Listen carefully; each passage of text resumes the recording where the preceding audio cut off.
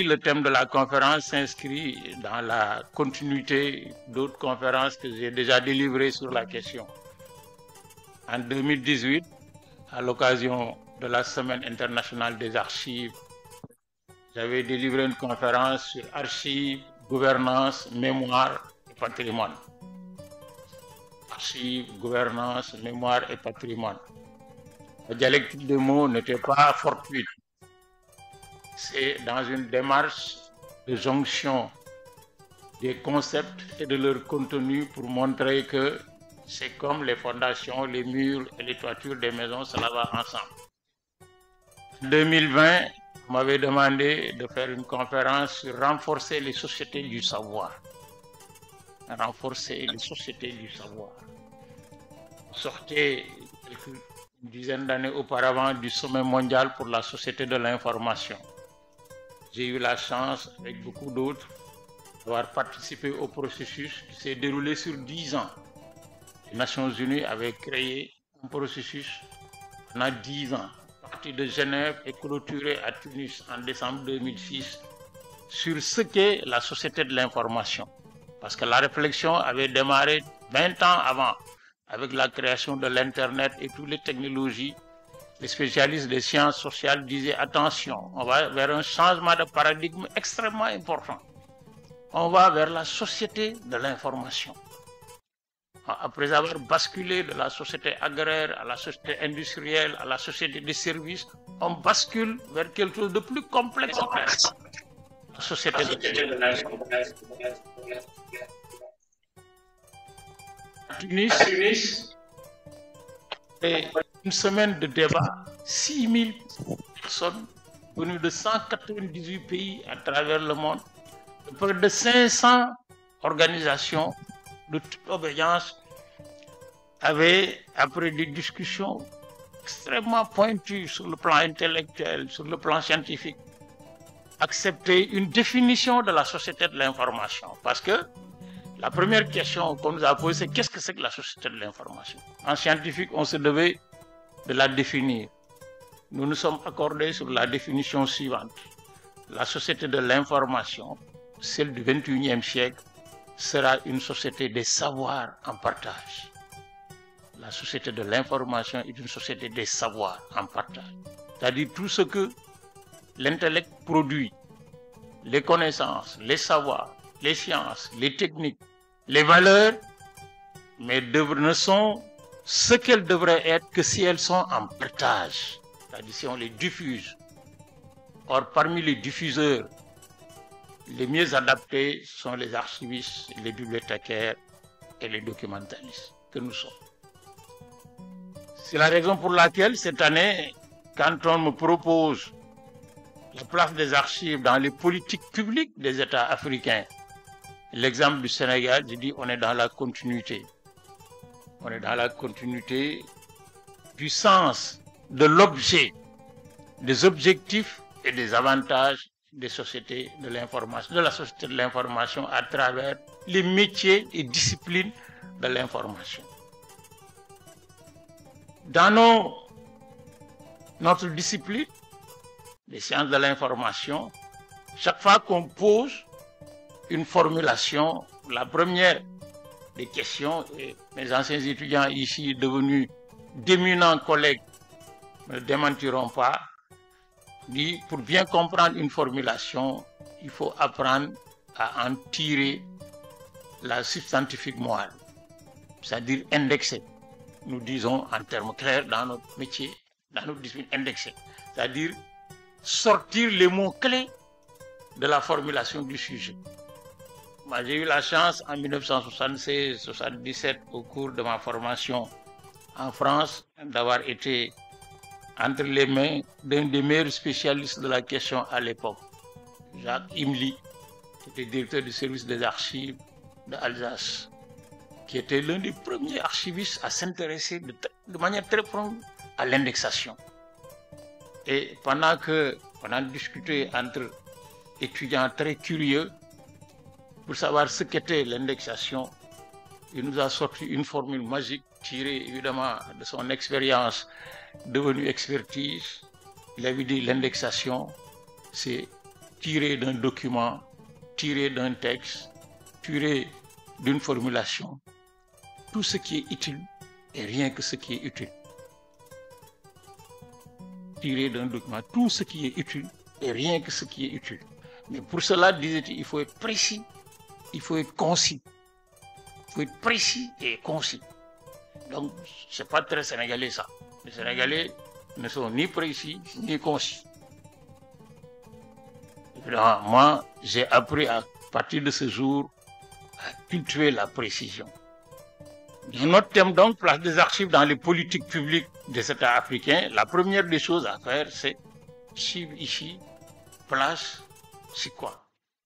La place des archives, le mot place ici nous pousse vers des concepts similaires comme le rôle des archives, la fonction archive, l'avantage des archives, les enjeux, tout ce qui permet non seulement dans le mot archive de lui coller un ensemble d'autres mots susceptibles de creuser ce que nous allons.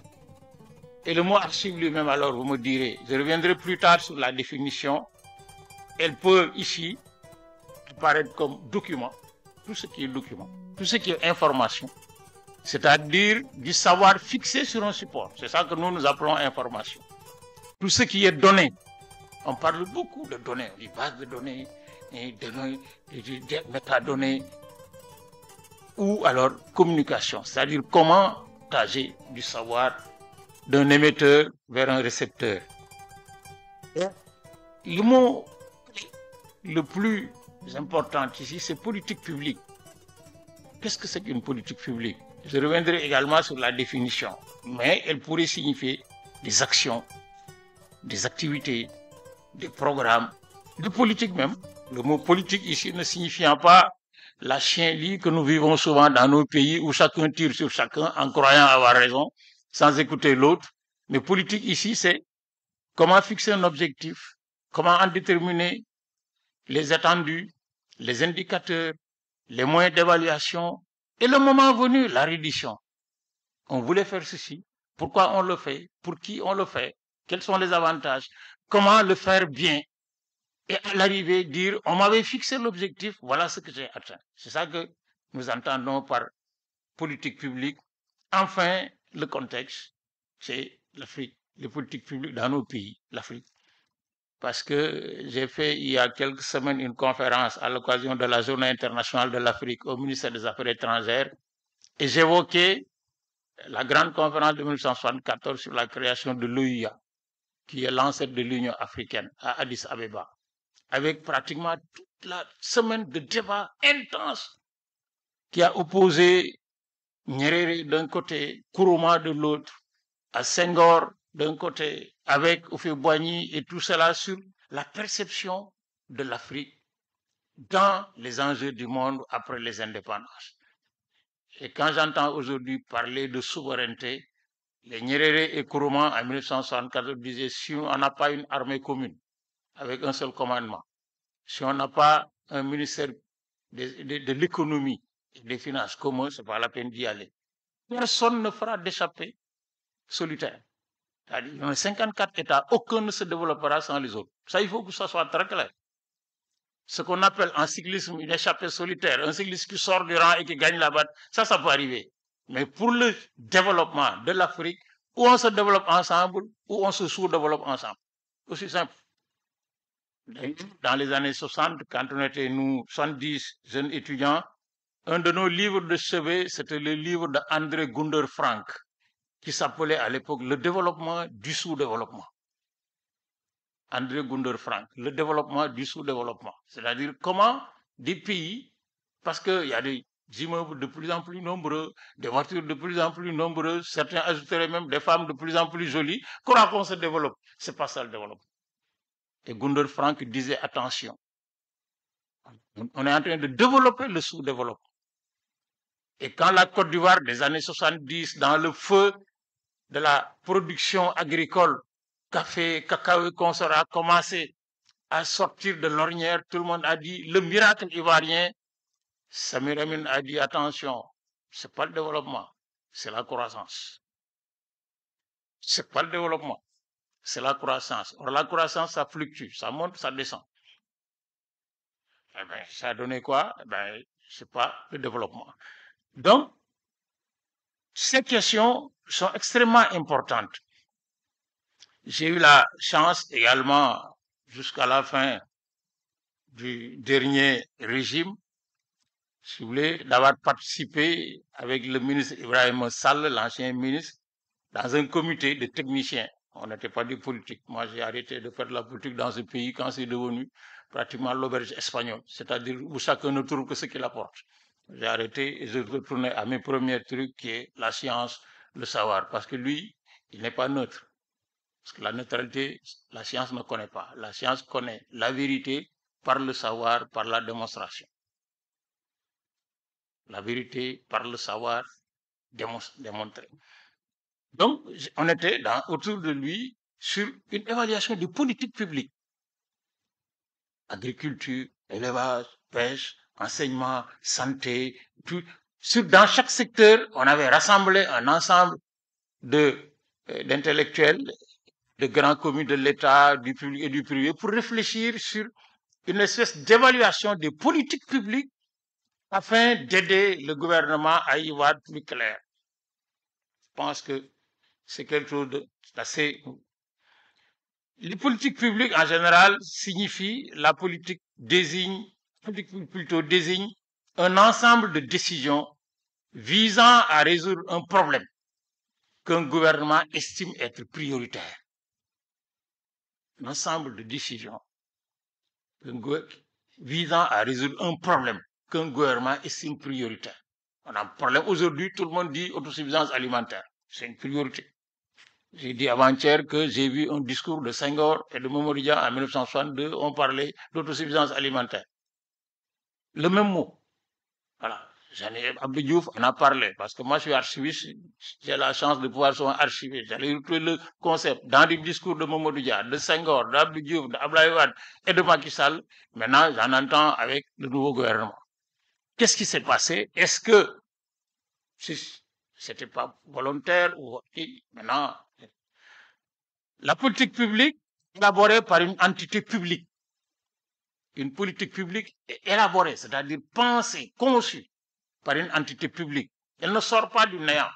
Elle n'est sûrement pas l'affaire de politiciens aussi. Ce ne sont pas des hommes politiques qui conçoivent des politiques publiques. Ils les conduisent dans le cadre de leur vision. Il est pensé par une entité publique. Ce qu'on doit faire à l'université, mais c'est les universitaires et tous les acteurs qui doivent se réunir pour la penser, non pas pour eux, parce qu'aussi il ne faut pas qu'ils s'arrogent le fait que c'est parce qu'ils le pensent, c'est pour eux. L'université appartient au peuple sénégalais. Les travailleurs de la santé également, les travailleurs de l'agriculture, de l'élevage, dans chaque secteur, c'est les spécialistes qui pensent leur affaire, mais dans une perspective de contribution à ce que veut le peuple. On le conçoit maintenant dans des structures privées pour soi, mais ce n'est plus des politiques publiques, c'est des entités publiques. La politique publique n'est pas statique. On ne la pense pas une fois pour toutes.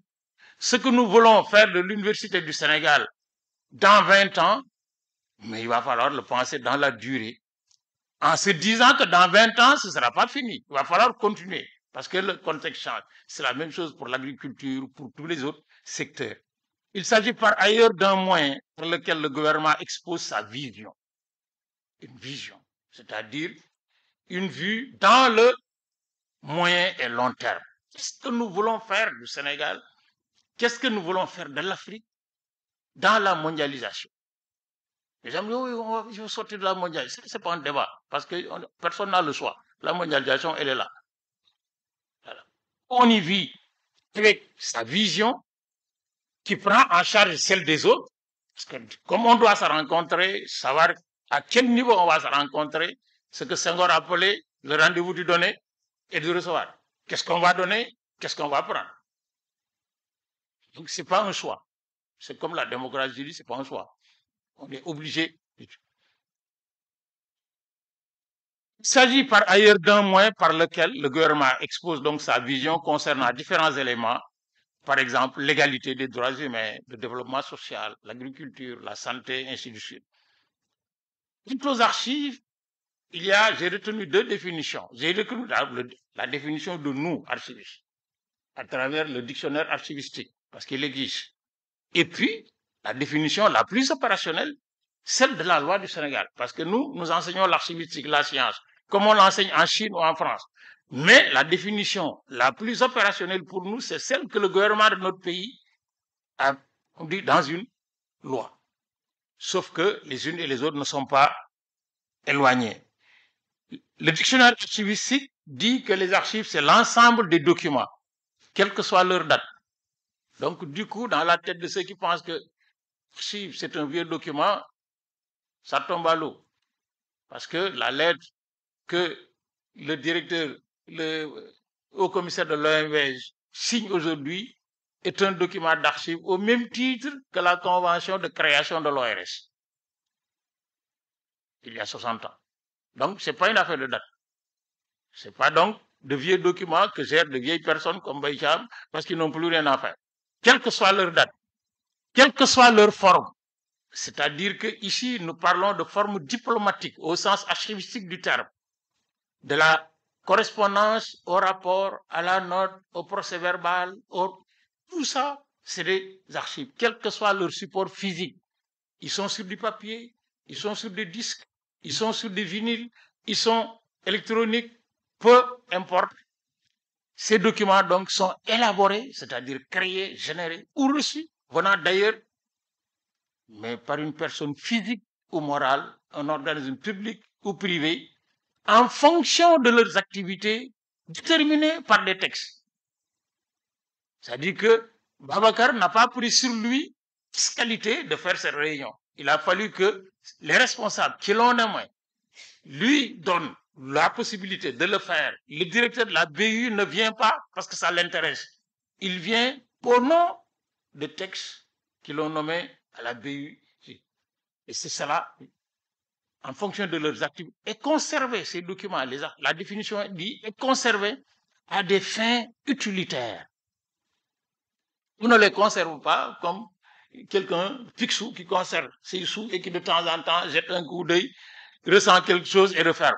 Ici, c'est à des fins utilitaires. On les utilise, on les conserve pour une utilité sociale. Et nous déterminons à ce moment différentes catégories d'archives selon l'âge, des archives administratives courantes qui assurent le fonctionnement des services, des archives semi-actives intermédiaires qui servent de référence et de justification. J'y reviendrai plus tard. On s'y réfère. Quand vous arrivez quelque part, nouveau directeur de la BU, vous dites comment on fait mes prédécesseurs. On dit regarde les archives. Comment on fait mes prédécesseurs, ils sont dans les archives. C'est donc référence. Ou justification, comment vous avez fait telle opération, j'ai dit regardez le dossier. Depuis qu'on a réfléchi jusqu'au moment où on a clôturé. Et enfin, les archives définitives ou historiques pour la recherche. Plus tard, parce que la loi d'archives du Sénégal dit tout document, tout dossier, tout fonds d'archives de plus de 25 ans d'âge qui n'est pas frappé d'incommunicabilité est accessible de droit pour un chercheur. Accessible de droit pour un chercheur qui fait des mémoires, des thèses, des communications et autres dans des revues spécialisées. Et la loi d'archives du Sénégal, la dernière, parce qu'on en a eu deux, 81 puis 2006, celle de 2006, relative aux archives et aux documents administratifs, dit en son article 1er, définit les archives.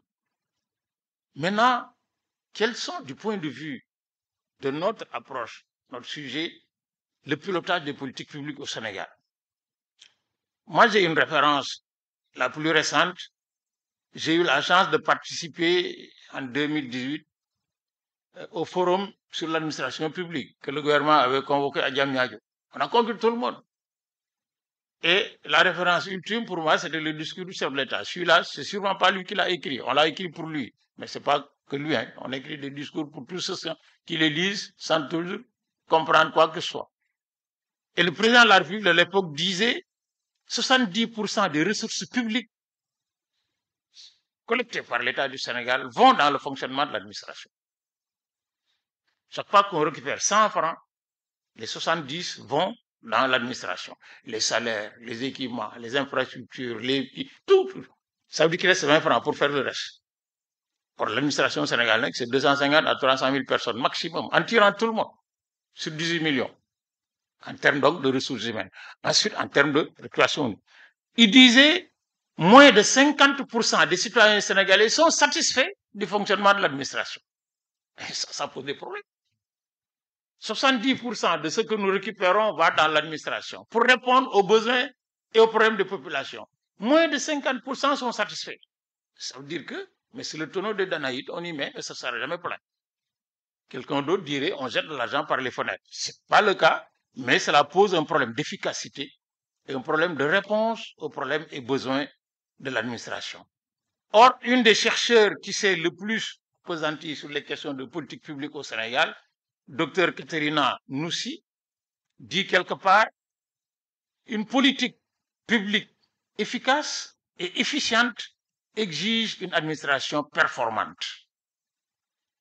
Il ajoute, or au Sénégal, la capacité de pilotage des ministères concernés sur lesquels elle a travaillé en tant que chercheur, finances, économie, industrie, travail, formation professionnelle, services publics, enseignement et enseignement supérieur, tout cela n'est pas suffisant pour atteindre les objectifs politiques recherchés avec les ressources disponibles.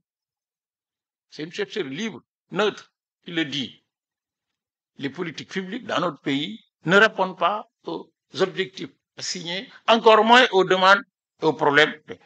À ce moment-là, l'ancien marxiste-léniniste que je suis retourne à la question de Lénine. Que faire?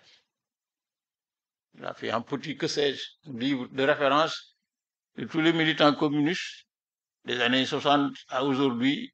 C'est le livre de Lénine. Que faire? C'est-à-dire, voilà la situation là. Que faire?